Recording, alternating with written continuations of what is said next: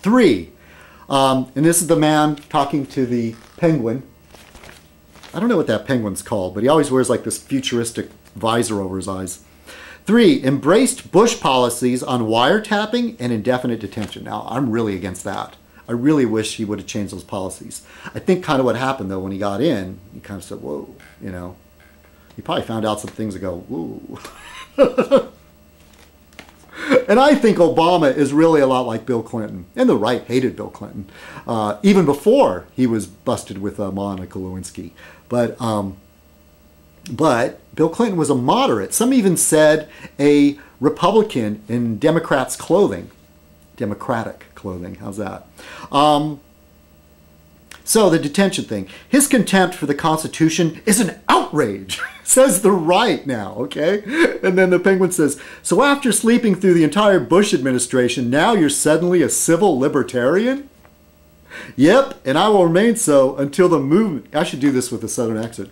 Yep, and I will remain so until the moment Republicans are safely back in power. My apologies to my southern friends. All right, so 4. Announced plans to expand offshore oil drilling 1 month before the Gulf blowout. Very suspicious timing, if you ask me, almost as if he knew he would not have to make good on that promise. Once again, it's the 2 men on the street. And then the other guy says, does Acorn have a secret underwater demolition team? Seriously, we should look into that. The guy says, just asking. Number 5, announced plans to deploy 1,200 National Guard troops to U.S.-Mexico border. Okay? Little to do. See, now here's back with Obama again. Michelle, here's Michelle, and there's Obama. Little do conservatives know I'm secretly ordering those troops to help escort illegals into this country. That crowd's great. Can you imagine all the National Guard? They're going, oh, come on. We're your escort.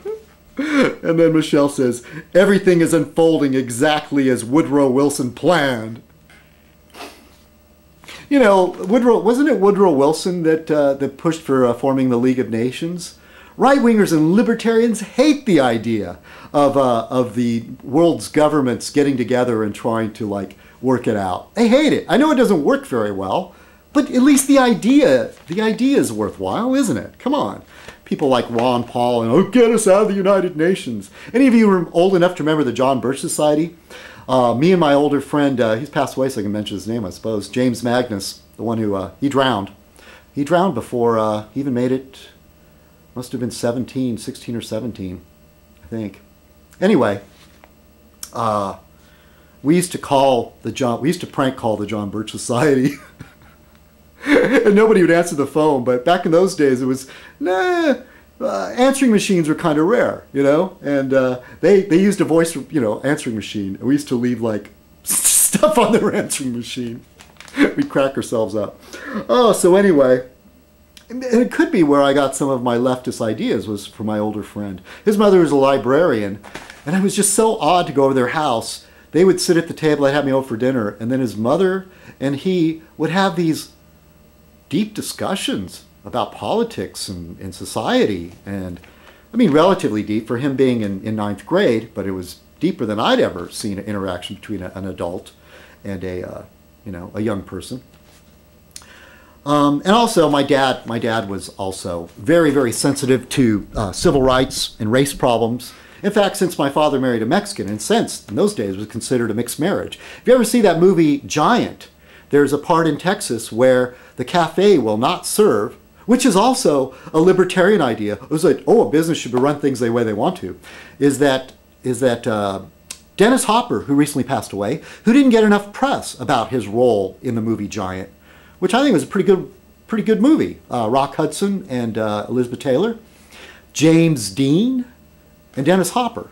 And I'm probably leaving out some great other actors in the movie, but Dennis Hopper takes a Hispanic wife, has Hispanic children, you know, half Hispanic, half Anglo children, and Rock Hudson's this big, you know, rich oil man, and he's taking the family out for, you know, they're on the road. They go into a diner, and the woman won't serve them because of that. And Rock Hudson makes a big stink.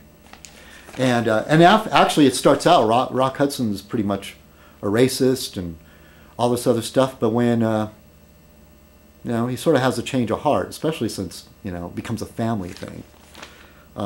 It's kind of funny, like conservatives tend to do that, like stem cell research. Until somebody in their own family has that problem, they're basically against it.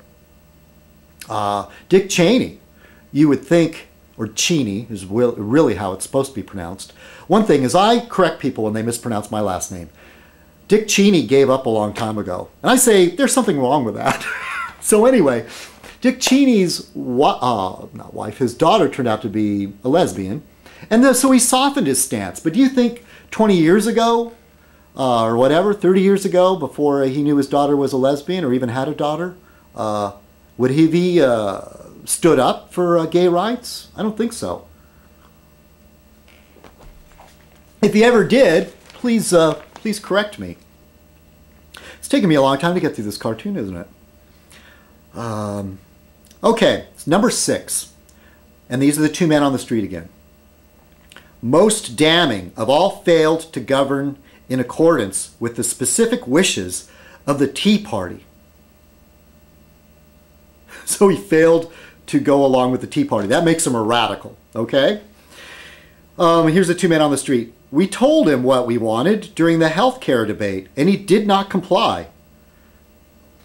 Then he says, the other man says, whoever heard of protesters being ignored? The other man says, especially when they're real Americans. If you know what I mean. So the part about real Americans, yeah, that's code word for white Christians, in case any of you want to know. In case some of you didn't know. I used to joke around with people that had foreign last names, and I wasn't serious about it, but if their name was like Gregolopoulos or something crazy, hard to pronounce, I'd say, damn it, get a real name. You should change your last name, which is an awful thing to say. But you know, a lot of you familiar how foreign names were anglicized. And even in England, it wasn't so much I mean, it happens in other places. Mostly we think about America, but the guy who invented the Doc Martens shoe or boot, you know, the special sole, which I was a big fan of those shoes, he was Dr. Martin, or something like that. It was German, and then he had it anglicized to Doc Marten because it would make it easier to sell shoes, I guess. Oh yeah, real Americans. And the other thing is I tease Catholic people or my Catholic friends that they're not real Americans. No, you have to be Protestant to be a real American. I'm just kidding.